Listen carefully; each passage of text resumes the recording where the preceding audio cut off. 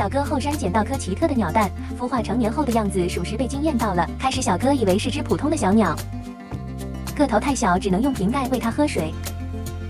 精心照料下，它开始变得活泼。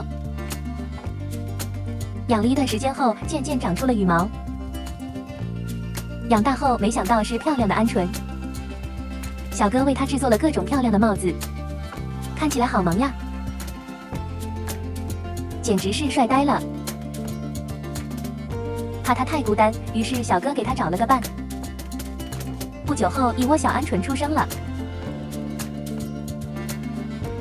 结果小哥家差点成了养殖场。